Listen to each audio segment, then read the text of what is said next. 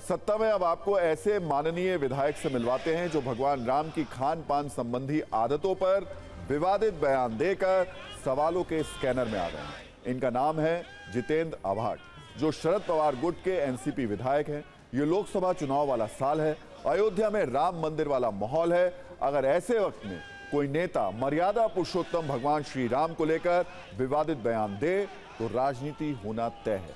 लेकिन सवाल सिर्फ राजनीति का नहीं है, सवाल है रामायण के उस प्रसंग का जिसका हवाला दिया जा रहा है। अगर कुछ शब्दों में जितेंद्र आव्हाड के बयान को रखें तो उन्होंने कहा है कि भगवान श्री राम मांसाहारी थे, 14 साल तक जंगल में कहां शाकाहार ढूंढते। सत्ता में विशेष कुंजी के जरिए आज हम भगवान राम के नाम पर शुरू हुए जुबानी कांड का एक एक सच आपके सामने रखेंगे।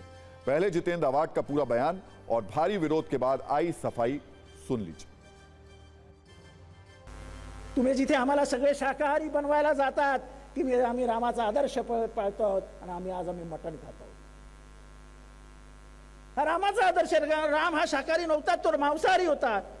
14 वर्ष जंगलात राहणारा माणूस कुठे जाणार हो ते शाकाहारी शोधायला। मैं जो भी बात रखता हूँ रेफरेंसेस के साथ रखता हूँ।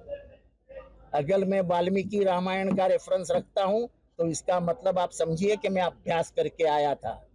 मैंने जो कल एक वाक्य कहा, मेरा मानना है कि मेरा भाषण बहुत सुंदर हुआ, पर एक वाक्य ने उस भाषण का पूरा, तो उस वाक्य के प्रति जो भावनाएं लोगों की दिल में है, जो उनके दिल में दुख है, उसके प्रति मैं खेद व्यक्त करता हूं। और मशहूर कहावत है, मुंह से निकली बात और कमान से निकला तीर वापस नहीं आता। ये कहावत शरद पवार गुट के नेता जितेंद्र आव्हाड पर बिल्कुल सही बैठ रही है, क्योंकि विरोध करने वालों का कहना है कि इस बयान के जरिए उन्होंने न सिर्फ भगवान राम का अपमान किया बल्कि देश के करोड़ों राम भक्तों का भी अपमान किया। जितेंद्र आव्हाड के खेद व्यक्त कर देने से पहले, सफाई देने से पहले सियासी महाभारत छिड़ चुकी थी। जितेंद्र आव्हाड के बयान के विरोध में बीजेपी, अजीत पवार गुट के एनसीपी कार्यकर्ता और कई हिंदू संगठनों के कार्यकर्ताओं ने हल्ला बोल दिया। अजीत पवार गुट के एनसीपी कार्यकर्ताओं ने ठाणे में आव्हाड के घर के बाहर विरोध प्रदर्शन किया। जितेंद्र आव्हाड के घर पर भगवान राम की तस्वीर लेकर आरती करने लोग पहुंच गए। इस दौरान जय श्री राम के नारे लगाए गए और जितेंद्र आव्हाड के विरोध में भी नारेबाजी हुई। इस घटना के बाद जितेंद्र आव्हाड के घर के बाहर भारी संख्या में पुलिस तैनात कर दी गई। वहीं बीजेपी के नेताओं ने घाटकोपर थाने के बाहर हंगामा किया। बीजेपी नेता राम कदम ने आव्हाड के खिलाफ मुंबई के घाटकोपर पुलिस स्टेशन में शिकायत तक दर्ज करा दी। अब गिरफ्तारी की मांग की जा रही है। शिकार करून खाणारा राम का अपमान नहीं रहेगा हिंदुस्तान। जय श्री राम।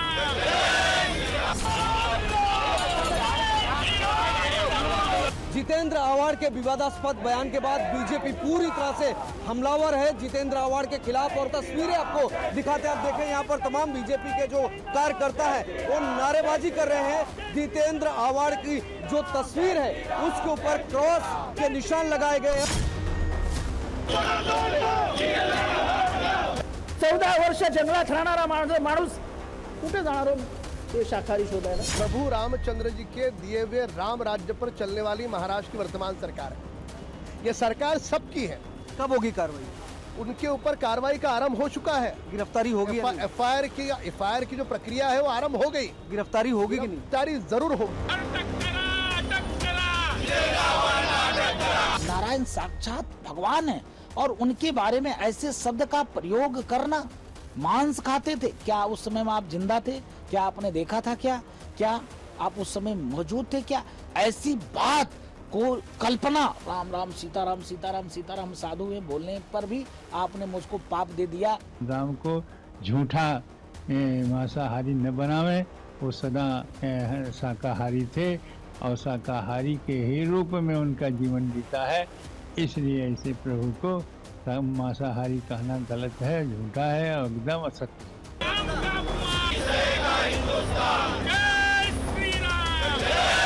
आखिर कब तक हम लोग सनातनियों का, भगवान का, देवी देवताओं का अपमान सहते रहें और कब तक हम कंट्रोल में रहें? कब तक हमें इसका विरोध नहीं करना चाहिए? क्या हो रहा है भाई?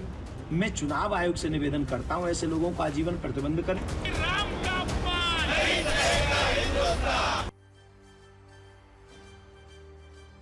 अब सवाल है, जितेंद्र अवार्ड जो दावा कर रहे हैं वो सच है या फिर अधूरे ज्ञान के आधार पर तैयार एक विवादित बोल है। जितेंद्र अवार्ड ने सफाई देते हुए कहा कि वाल्मीकि रामायण में 6 कांड हैं। उन्होंने अयोध्या कांड के 52वें श्लोक जो 102 सर्ग में है उसके आधार पर यह दावा किया। पहले आप जितेंद्र अवार्ड की सफाई सुनिए, उसके बाद इस पर बड़े जानकार क्या कहते हैं ये भी आपको बताएंगे। इसमें का जो अयोध्या कांड है उसका 52वां सर्ग जो है उसका 102 नंबर का श्लोक क्या कहता है वाल्मीकि रामायण का, आप पढ़ लीजिए, सभी रामायण पढ़ लीजिए, आपको पता चलेगा। अब उसी में एक अयोध्या कांड में एक श्लोक आता है, अयम कृष्ण समापनग्गः श्रुता कृष्ण मृगो यथा देवता देव संकाश यजस्व कुशलो यसी। अब इसमें जो जिमीकंद का जिक्र किया गया, जिमीकंद का जो रंग होता था वो मृग, कृष्ण मृग, मतलब कृष्ण मृग उसको कहते हैं जो कस्तूरी मृग कहलाती है, उसके समान हुआ करता था। अब अगर ये कृष्ण मृग से उसको जोड़ने लगे तो ये तो मूर्खता की बात होगी। ऐसा नहीं है, बल्कि सुंदरकांड के 36वें श्लोक में स्पष्ट दिया है, न मांसम राघवो भुंक्ते न चापि मधु सेवते वन्यम सुविहितम नित्यम भक्तम अश्नाति पंचमम। अब इसमें स्पष्ट दिया है कि राघवो न मांसम भुक्तम, वो उन्होंने कभी मांस खाया ही नहीं, कभी खाते ही नहीं थे। अब यहां कुछ बातें समझने वाली हैं। रामायण में कहीं भी श्री राम के मांसाहार करने के बारे में स्पष्ट रूप से नहीं लिखा है। बार बार श्री राम, लक्ष्मण और सीता द्वारा कंद मूल खाए जाने का जिक्र मिलता है। मर्यादा पुरुषोत्तम श्री राम ने वनवास पर जाते समय आहार के विषय में प्रतिज्ञा की थी कि जंगल में विपरीत परिस्थितियां होने पर भी कभी मांस का सेवन नहीं करेंगे, एक ऋषि के समान जीवन व्यतीत करेंगे। इसका उल्लेख वाल्मीकि रामायण में मिलता है। अयोध्या कांड में 20वें सर्ग के 21वें श्लोक में श्री राम ये प्रण लेते हैं कि मैं वन में एक ऋषि की तरह 14 वर्ष कंदमूल, फल और शहद पर व्यतीत करूंगा। अयोध्या कांड में ही श्री राम अपने पिता दशरथ की चिंता को कम करने का प्रयास करते हुए कहते हैं कि मैं वन में प्रवेश करके कंदमूल फल का भोजन करता हुआ पर्वतों, नदियों, सरोवरों को देखकर सुखी होऊंगा, इसलिए आप अपने मन को शांत कीजिए। पिता की आज्ञा से हम तीनों यानी श्री राम, सीता और लक्ष्मण तपोवन में जाएंगे और वहां फल फूल खाकर का आहार ग्रहण कर धर्म अनुरूप आचरण करेंगे। अब सुंदरकांड का संदर्भ भी जान लीजिए। जब हनुमान जी अशोक वाटिका में देवी सीता से मिलते हैं तब वो श्री राम के बारे में बताते हैं कि वो कैसे हैं, किस तरह जीवन जी रहे हैं, उनका दिनक्रम क्या है, पूरा वर्णन करते हैं। सुंदरकांड में 36वें सर्ग के 41वें श्लोक में हनुमान जी श्री राम की दिनचर्या के बारे में बताते हुए सीता जी से कहते हैं कि हे माता, आप तो जानती हैं कि कोई भी रघुवंशी ना तो मांस का सेवन करता है और ना ही मदिरा पीता है, और ठीक इसी तरह मेरे प्रभु श्री राम भी पूरे दिन उपवास करके संध्या में जंगली फल फूल और कंदमूल खाकर अपना समय गुजारते हैं। महाभारत में अनुशासन पर्व के अध्याय 115 में भीष्म पितामह ने मांस भक्षण के दोष तथा उसके त्याग की महिमा का वर्णन किया है।